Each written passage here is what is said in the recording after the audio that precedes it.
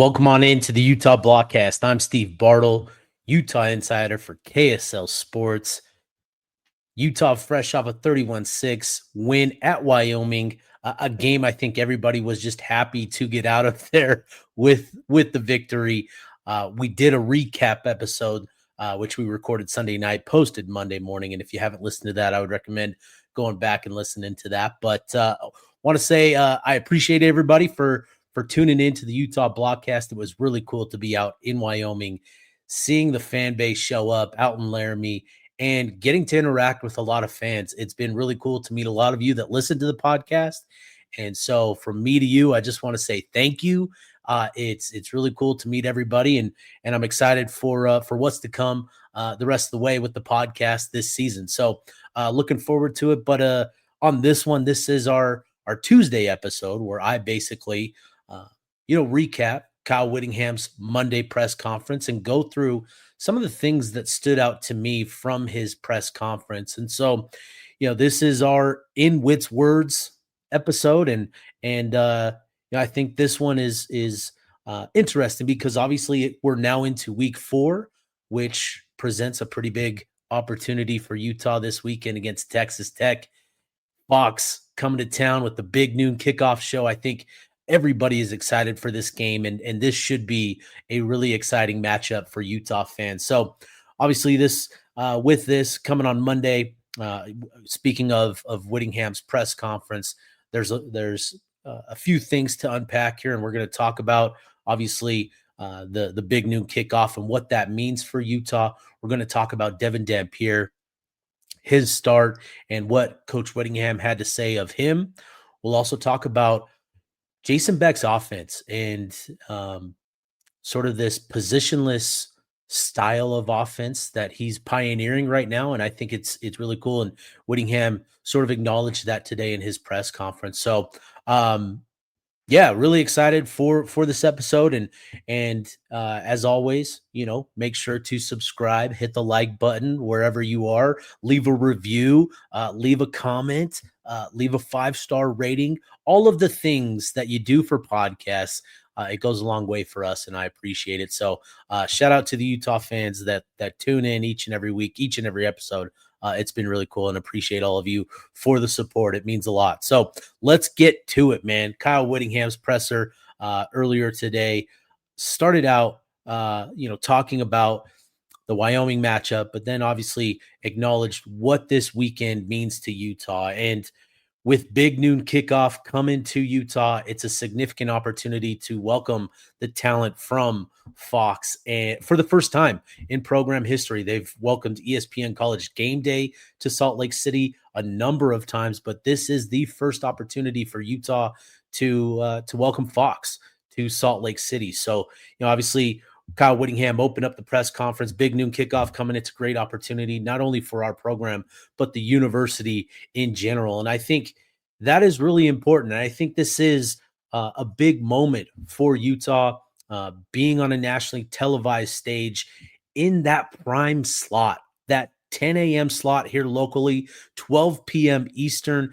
This is the game. Everybody watching Big Noon Kickoff Monday, Saturday morning.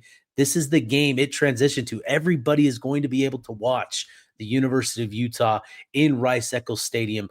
Obviously, with these pregame morning shows, there's a lot of features, a lot of stories, and I think this is really exciting for Utah to raise the brand awareness. And I tweeted this out Monday that I'm really interested, given the opportunity this weekend, to see what Utah's uniform is going to look like.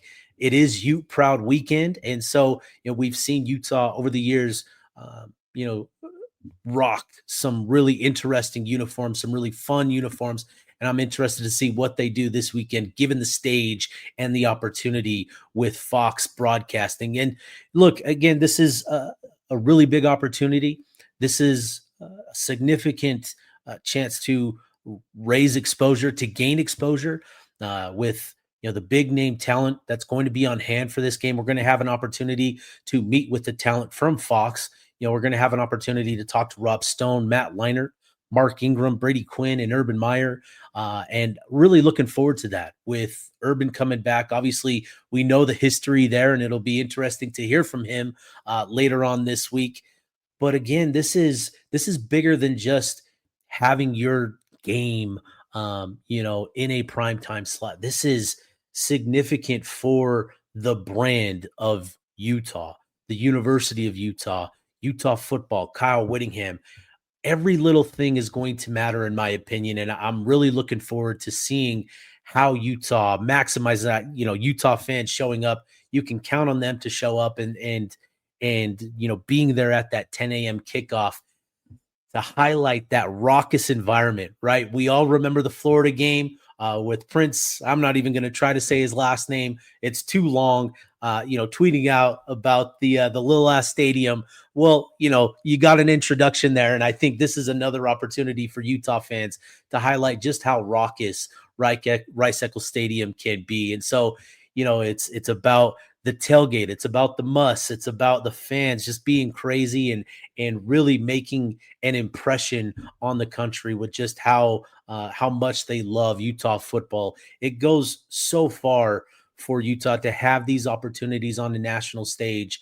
We talk so much about recruiting, but this also does a lot for the alumni base and to generate that excitement moving forward.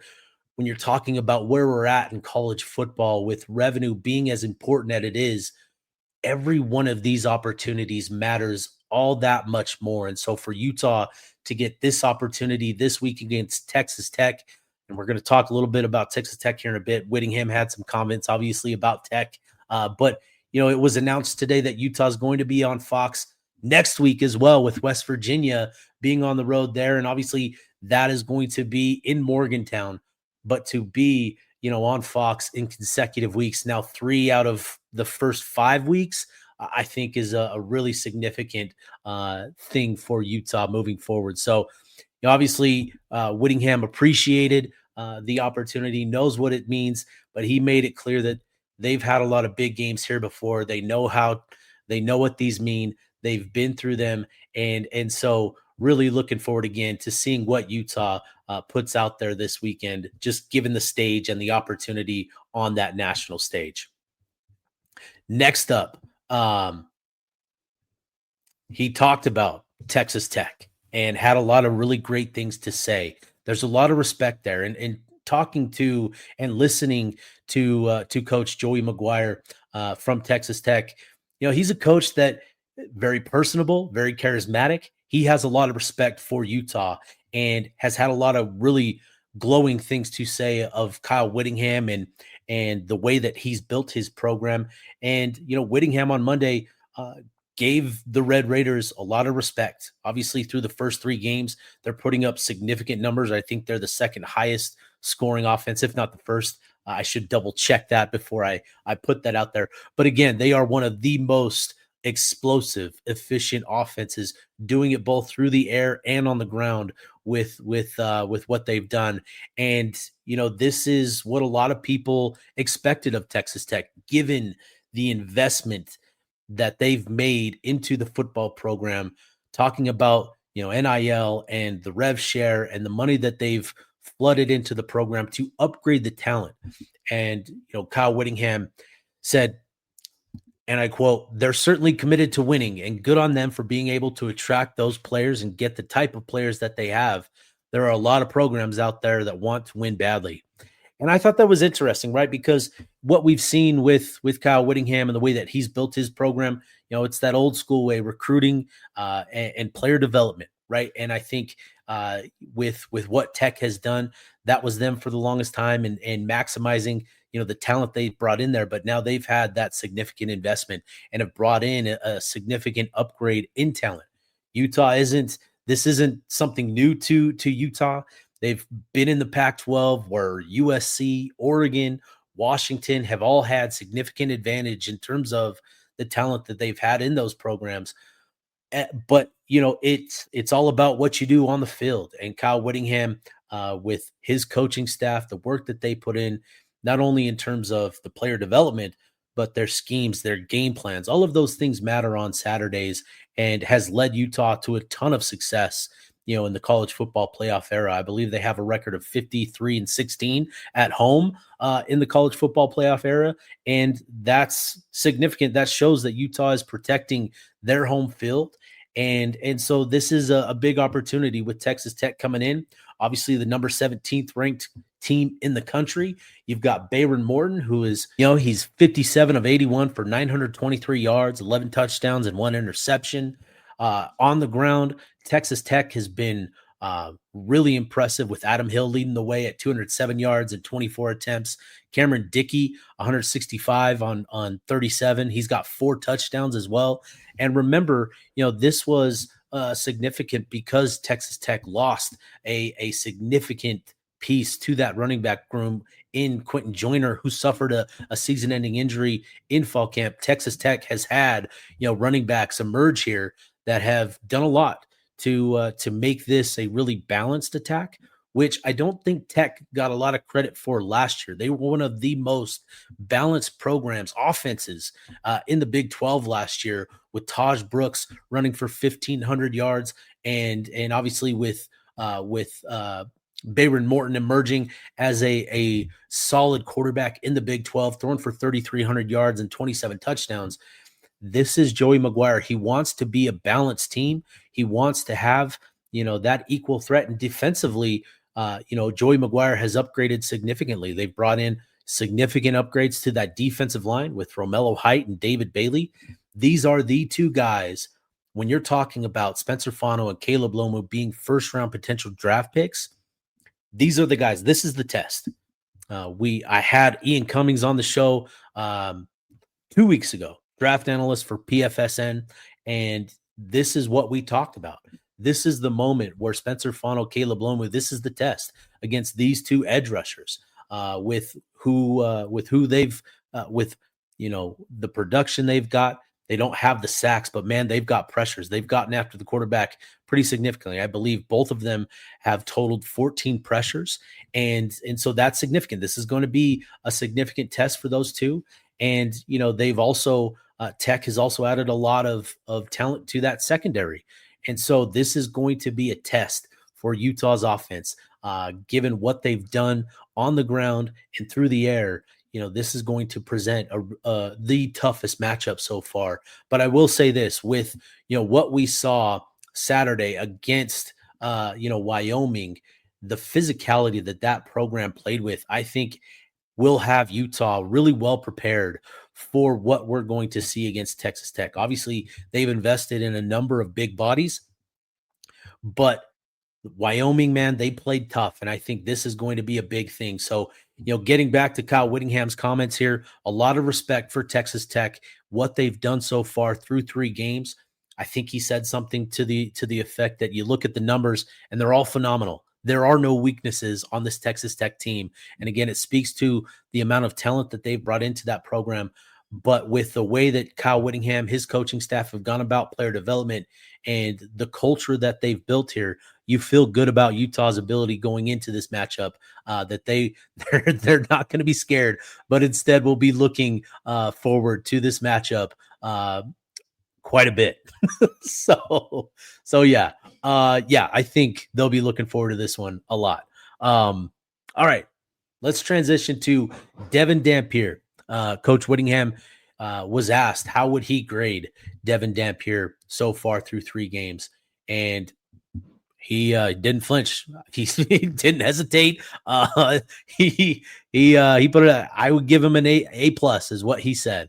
And Kyle Whittingham quote here: "I give Devon Dampier an A plus, not only for what he's doing on the field, but his leadership and his impact on the team overall." And I think, this is significant, right? Because not only has Dampier provided, true dual threat ability, which has allowed the rushing attack to be as dynamic, as efficient, and as explosive as it's been through 3 weeks. But more importantly is that his presence and leadership has been exactly what Utah has needed, after the last 2 seasons. I think this is something that, we've talked about over the last few months, but Dampier's leadership has had such a huge impact on this team. With Wyoming, you're watching this clip and it kind of timely here.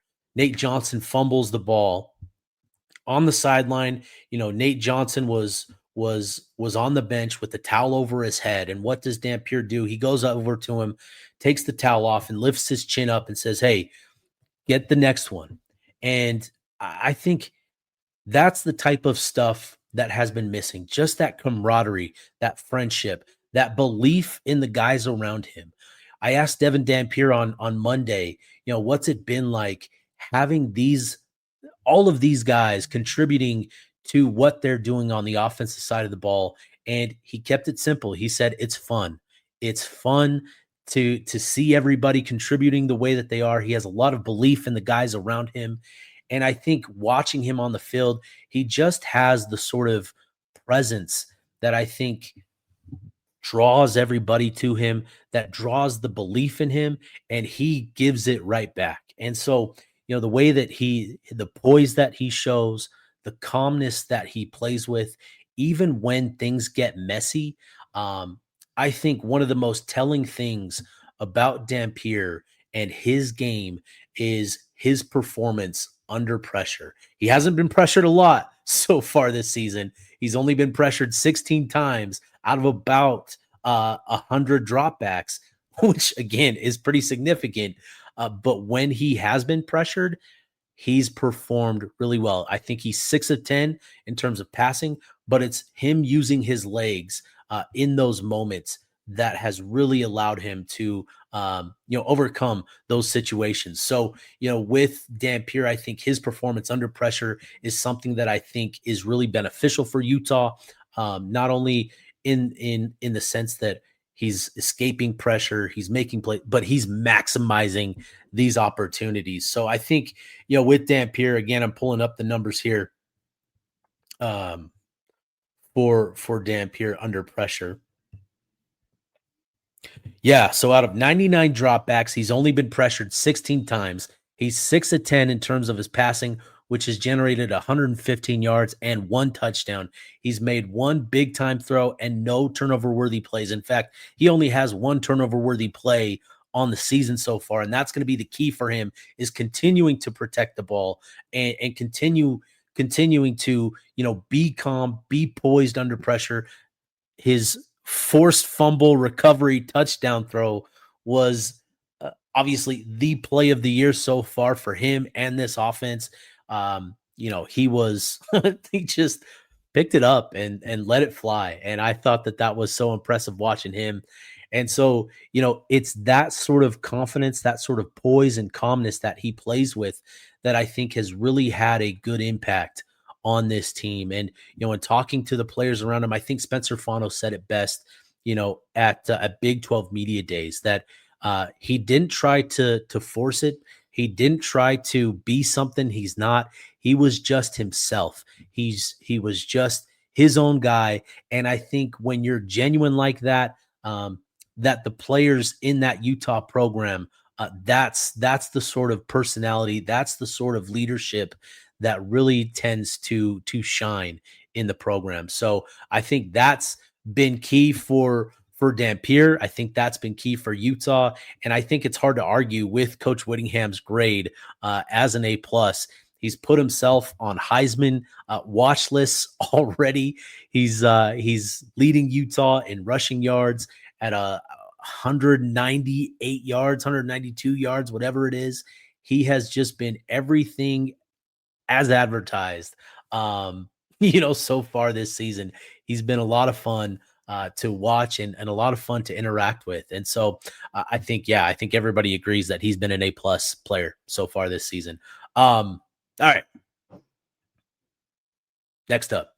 This has been an interesting one. And again, kind of timely here with Hunter Andrews just in that clip here, because he was asked about Jason Beck's offense and sort of the positionless style and brand of football that he's pioneering here with Hunter Andrews and Nate Johnson and these guys that are just sort of doing a variety of different things. They're an H-back, they're a tight end, they're a running back, they're a wide receiver, they're taking handoffs. So many guys contributing in so many different phases of the game. You've got offensive linemen playing tackle, you've got defensive tackles playing tight end. It's been a lot of fun to watch Jason Beck's offense, and he's really created problems and headaches for defensive coordinators, according to Coach Whittingham. Here's what he said. He said, and I quote, "That is a challenge for teams that sub in and sub out with different groups. Some defenses will play the same 11, which is not as big a deal, but those matchup defenses, it causes problems." And again, when you've got these positionless types of players, a Hunter Andrews who can line up out wide, he can line up in the backfield, he can line up, as an H back, as a traditional tight end. He can do all of that sort of things, and you don't know exactly where he's going to get the ball, how he's going to get the ball. And that is sort of just a difficult thing for defensive coordinators to prepare for. And it's created, sort of this unique challenge and a unique flavor to his offense. It's brought that. And I think it's been a lot of fun. I've talked about this on previous episodes, but Beck's offense is the type that is pushing modern concepts and pushing the envelope with some of these modern concepts. And it's going to be highlighted by people that love the X's and O's. And we're seeing a lot of fun things with the motion, with the different formations, different personnel groupings. We watched Semi Talonga line up, in the slot and motion into, inserted into the blocking schemes. It's just, there's a lot of fun things going on with Beck's offense, and you're seeing the production here because, defenses don't know exactly where the ball is going to go. And it's not just Beck's scheme, but it's the quarterback Dampier, who is executing it at such a high level. He has such great feel in that option look, of giving, pulling. He's not perfect, but he's been so good in that.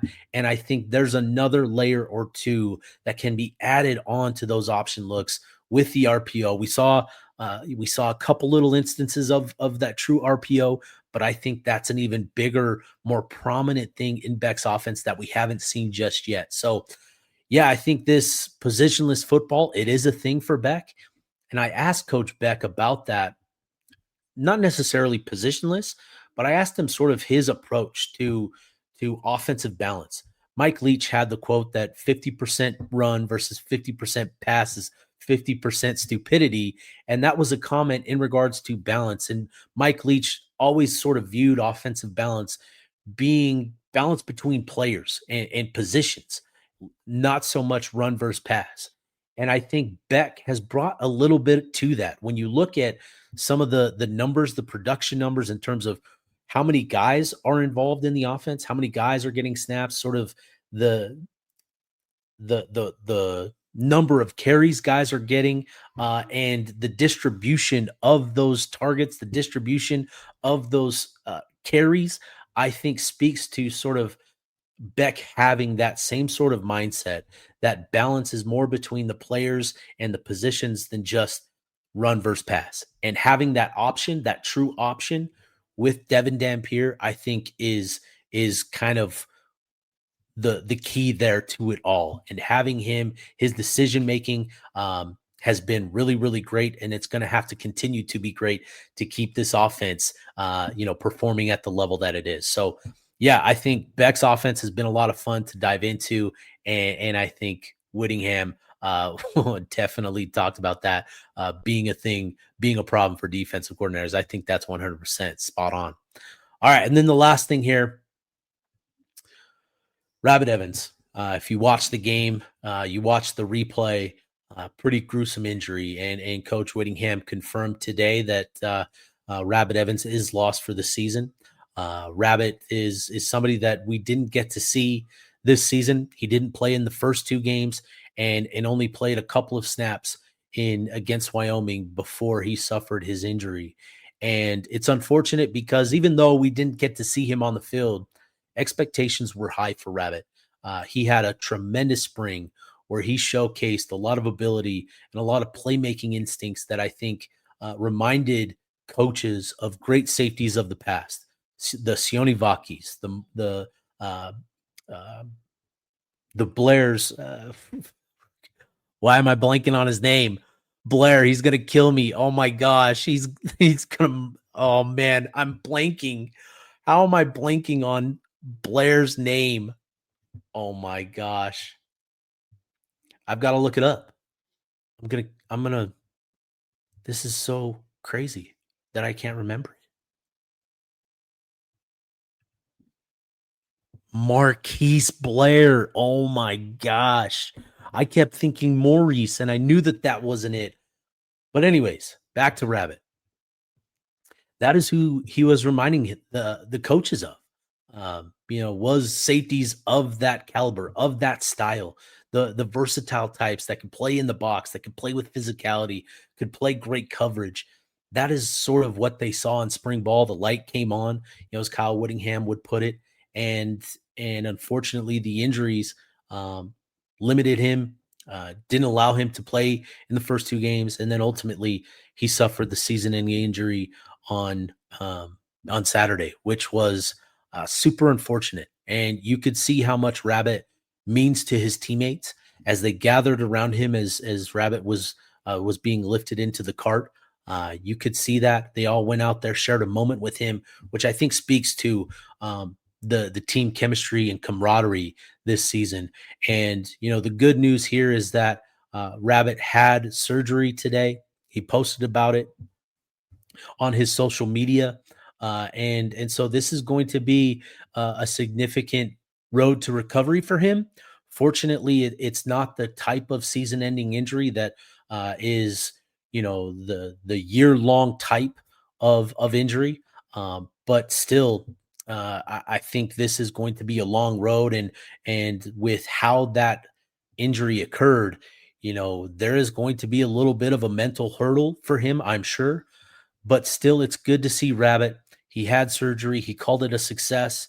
And I think now is, obviously he's on the road to recovery here. And so we all hope for the best for Rabbit. It sounds like he's already made it clear that he's going to be coming back stronger. And Whittingham said that that's the silver lining for him is, he's going to get a red shirt and he's going to likely be coming back next season. And so, that's big for Utah next year. Now, with that being said, Utah has to fill those shoes this season. And I think it's largely going to fall on the shoulders of Nate Ritchie. And I think what we all know and kind of understand with Nate so far this season is that it's been a mixed bag. And missed tackles have been sort of his bugaboo, not just this season, but over the last two seasons as well. Nate Ritchie was an absolute dog in 2020. He showed the playmaking instincts, showed the physicality, the athleticism. He returned from his mission, unfortunately, with a back injury that I think has just hindered him and he hasn't been able to get back to that 2020 form. But I think now with this opportunity in front of him, he is the guy. He has to step up. And Kyle Whittingham said as much, that he has to step up. He has to improve the tackling. And that's going to be the key for him. So far through 3 games, he's been credited with 4 missed tackles. He leads the team in missed tackles. But I think there's still things that Utah fans should feel really good about. He's been solid in coverage. He's limited the, targets to less than 60% completion percentage. And I think for him, for Nate, this is going to be big for him. These first two weeks, Texas Tech, West Virginia, a big test this weekend against Texas Tech. He's got to be on his P's and Q's. He's got to be on his toes. He's got to be mindful of everything. I hope that Nate puts in the work and capitalizes on this opportunity because he is still a very good player. And Kyle Whittingham reaffirmed as much, saying that he's a great player. It's just there have been too many missed tackles. So this is going to be the key for him. It's going to be on Nate. Behind him, they've got other guys, Nate Tillman, Brock Fanoy Moana. They've also got, Manny Fuller, who's a true freshman who, I'm not sure is ready to play. And then you've also got Jackson Benny that could probably factor into the mix as well. But this is going to be on Nate Ritchie to step up and become the safety that we all remember in 2020, right? That's the Nate that we all know can ball, can do those things. And I think that's going to be the key for him over these next couple weeks, is regaining that sort of confidence, the playmaking instincts to be that dude. That's what Utah fans want to see from him. And so Kyle Whittingham called him on it. And so we'll see. I think this is going to be the big test. But that's what I've got for you guys on this one. I appreciate everybody for tuning into the Utah Blockcast. I'll be back on it with tomorrow. I'm trying to get a Texas Tech guy on, but I'm not sure any of the Texas Tech media members want to come on this Utah media side of things. So we'll see. But appreciate everybody for tuning in. We'll be back at it tomorrow with another episode. And yeah,